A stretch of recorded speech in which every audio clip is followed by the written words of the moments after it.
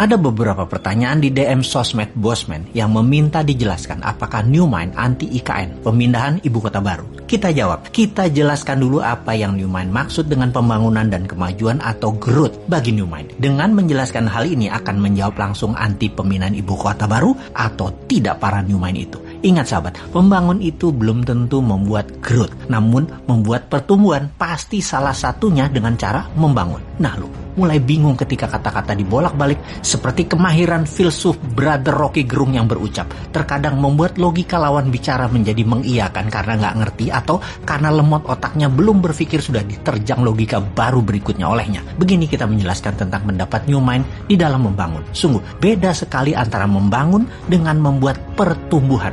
Kita tahu apa itu membangun, apa itu membuat pertumbuhan. Kita jelaskan. Benar, Indonesia saat ini terlihat banyak membangun infrastruktur. Ya, benar itu membangun. Namun jangan sahabat bilang bahwa membangun itu memajukan Indonesia. Belum tentu. Sahabat, pasti sampai informasi ini ada yang komentar, gila nih Bosman, tujuan membangun infrastruktur kan untuk kemajuan ekonomi. Benar kan begitu? Ada yang komen begitu kan? Jawabannya, belum tentu membangun itu memajukan ekonomi. Kita harus melihat bagaimana cara Indonesia membangun dan dengan siapa membangunnya. Baiklah, saya mau menjelaskan sedikit dengan pengandaian. Jika dalam rumah tangga, katakan kamu memiliki penghasilan 10 juta satu bulan, lalu kamu memutuskan membuat kamar tambahan dan ingin membeli satu kendaraan lagi atau satu mobil lagi untuk kebutuhan keluarga. Kamu menggunakan kartu kredit atau meminjam ke bank. Intinya kamu memakai uang orang lain. Apa yang kamu lakukan dengan pendapatan tetap kamu tadi? Kamu ternyata hanya bisa membayar cicilan yang 10 juta tadi. Pokoknya kamu tidak bisa bayar. Kamu berharap kamar tadi yang kamu sewakan, kosannya atau mobil tadi yang nanti akan diusahakan ke Grab Car Online misalnya, atau Car Online Transportation misalnya. Sepertinya rencana itu bagus bukan? Tetapi bisnis sekali lagi bukan matematis. Apa yang terjadi kalau tidak ada yang menyewa kamar tersebut sebagai kos-kosan? Apa yang terjadi kalau setoran transportasi online tidak mencapai target? Pasti dari penghasilan yang 10 juta tadi dibayarkan ke bunganya saja dan pastinya pokoknya tidak bisa terbayarkan. Kita terus menggantung harapan bahwa kos-kosannya mudah terisi dan transportasi online-nya akan meningkat hasilnya. Anda benar membangun, tapi belum tentu membuat maju perekonomian rumah tangga. Betul kan? Dengan ilustrasi tersebut, kita urai lagi lebih dalam apa yang terjadi pada ekonomi secara makro di kelas menengah ke bawah di Indonesia dalam 6 tahun terakhir. Sekali lagi, kenapa pertanyaan kita memfokuskan pada pengusaha kelas menengah ke bawah? Karena yang di atas, yang besar, yang oligarki, yang BUMN, mereka tidak menderita. Mereka naik pendapatannya karena fasilitas negara dan karena pejabat membuat peraturan yang menguntungkan oligarki.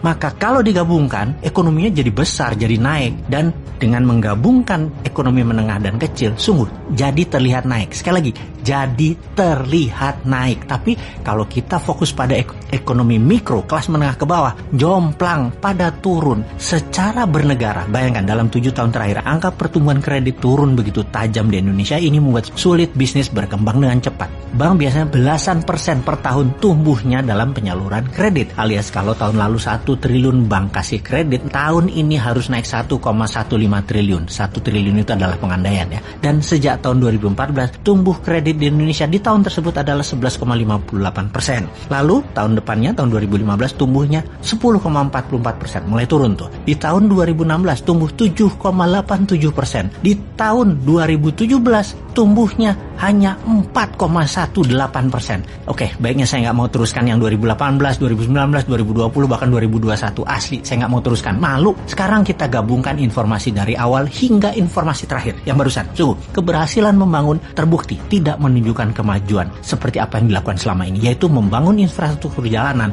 menggunakan uang asing dan serba asing, ternyata tidak menaikkan pertumbuhan bisnis mikro. Terbukti dengan menurunnya saluran kredit ke sektor real di UKM. Benar, kita membangun tapi GDP per kapita tidak naik dalam 7 tahun terakhir. Apalagi kalau dipotong inflasi akumulasi selama 7 tahun. Pertumbuhan Indonesia minus. Fakta lagi, GDP per kapita 2014 adalah sekitar $3.700 per kapitanya. GDP per kapita 2020 2021 $4.050. Dalam 6 tahun naik secara akumulasi sekitar 9%. Sementara total inflasi 2014 sampai 2021 adalah sekitar 14%. Ya kalau 14% dikurangi pertumbuhan yang 9%, ya minus pertumbuhan nasionalnya. Jadi kita pastikan bahwa membangun belum tentu memajukan atau menumbuhkan. Dan ini terbukti membangun infrastruktur dan terbukti tidak menumbuhkan GDP per kapita. Jadi yang New Mind anti, sekali lagi, bukan memindahkan ibu kotanya, bukan membangun ibu kota barunya, bukan membangunnya sekali lagi. Namun kalau melihat cara membangunnya dan